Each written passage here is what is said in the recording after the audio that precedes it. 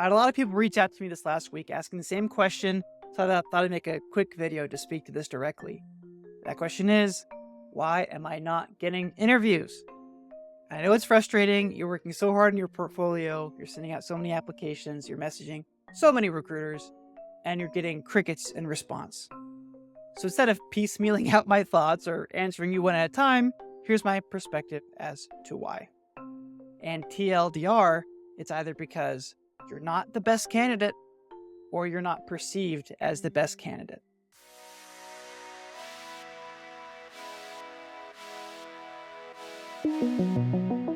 Now, I know that's harsh, but remember, the job search is not like school, where if everyone just does their best, everyone can win and get an A. The job search is a competitive sport because there can only be one winner for each opening. But it's like one of those quasi-subjective sports where it's not about some objective measurement like number of goals scored, but one where you're ranked according to your perceived performance, which means you're not getting an interview because you either weren't the best applicant or you weren't perceived as the best applicant. And from what I've seen, for junior roles, most applicants can typically do the job roughly equally well. So it's usually an issue with how you're perceived more than anything else. That's great news because that is also in your control. So here are 3 things that I recommend that you can do about it. What I mean by this is we recently had an entry-level opening and we received over 700 applicants in the first 2 hours. For context, that means if we spent just 5 minutes reviewing every candidate, that'd take one recruiter a week and a half to review everyone, assuming they did nothing else. And ain't nobody got time for that. So for this role, we had to shut down the opening. And yes, that means if you weren't aware and responding in that 2-hour time frame, you were not even going to be considered. But Eric, what do you mean? I see some openings left open for weeks or months at a time. And you are correct. But these openings still struggle from a bias towards early applicants, as recruiters will have already started marching candidates through the interview process. And as each hiring process includes multiple steps, they may even have a preferred candidate already nearing the end. But they leave this job application open as a backup in case that preferred candidate backs out, or they wait even after issuing an offer until that candidate's start date. So sure, you can apply, but the slower you are, the lower your odds of actually getting the job are. So what can you do? There are 2 things that I recommend, and the first is to sign up for job alerts. Most job boards like Indeed or Hired.com support setting up some job search query that you can set up notifications for, or get a daily email of openings that were made in the last 24 hours. Do that. Or check out dedicated job alert services like jobsend.fyi to always stay on top of new openings. The second thing is to partner with trusted placement agencies. Their entire compensation is based on playing this game and quickly pushing you into new openings. And the best part is, even if they fail to land you one role, you'll now be in their system so they can more quickly put you up for the next role that they hear about. Now, not all placement agencies are created equal, and not all placement agencies specialize in helping junior developers. But there is one that I do recommend, and that is Cook Systems. They operate in a way where you as a candidate pay nothing while they help represent you in the job search. And they get paid by the hiring company whenever you start. So let me know in the comments if you've worked with any other placement agencies that help entry-level talent, and if you recommend others use them. Second, you got to get your resume pushed to the top by asking for a referral from strangers. Even in a sea of 700 applicants, recruiters will still take a special interest in any candidate that comes from an internal referral.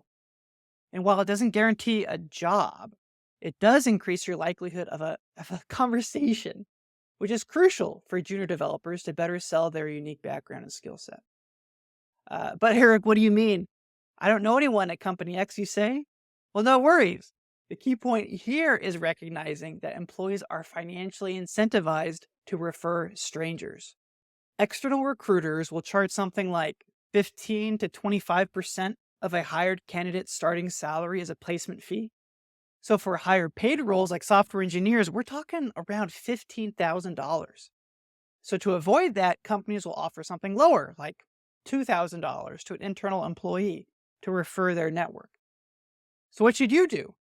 In addition to contacting recruiters directly on LinkedIn to follow up on openings, you should also connect with software engineers at those companies.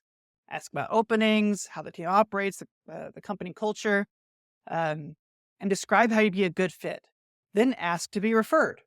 And you'd be surprised at how many will say yes as they see you as a way to help them get that nice, shiny referral bonus. And lastly, make yourself such an obvious fit for the role that they would be an idiot to ignore you. Now, recruiters often get a bad rap, which they shouldn't. Recognize for a moment that they are often juggling hiring for multiple roles, for multiple hiring managers across multiple departments or even companies at the same time, which means they are reviewing thousands of profiles a week and they just don't have the time to dig too deep at the first stage. So, as a survival technique, recruiters are skimming here, looking for ways to reject you so they can narrow down the pool of people they will actually have to talk to. Which means while soft skills are great, when trying to get that initial interview, they aren't that relevant because they're hard to objectively assess from just a piece of paper. So they'll instead rely on things that are easy to measure.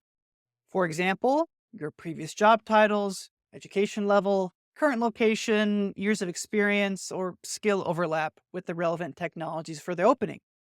Which means for each of these, you need to make it beyond clear that you are a great fit. And that means for the title, make sure your title on your resume matches exactly the role that you're applying to. Don't make them guess if there's a sufficient skill overlap between who you are and what they need. For the location, emphasize you're in that area, willing to relocate or travel if needed, or even work in person. For years of experience, now, this is the biggest differentiator for entry level roles. There's actually a lot to dissect here. So check out my other video called 3 Ways to Get Work Experience Without a Job for how to get started. For education level, many job descriptions will list bachelor's degree as a minimum or equivalent work experience. Now, luckily, bootcamp certificates are becoming more acceptable as a bachelor's degree replacement, although college grads are still preferred. So for getting that equivalent work experience instead, once again, leverage the strategies from the video I mentioned earlier, and I'll link it in the description and at the end of the video. And for skills, check the job description and make sure your application includes as many skill overlaps as you can. And litter your LinkedIn with this, as that is often the next place recruiters will look to get an idea of your skill level. So I know this can be a lot, but I can't recommend enough Crushing Digital's video series called Standing Out in Tech, which includes checklists for your resume and LinkedIn specifically for junior software engineers.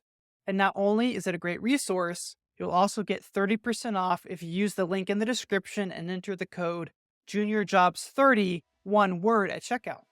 So make sure to give that a look to really stand out. So there you go. Apply early, get referred, and make it obvious you're a good fit.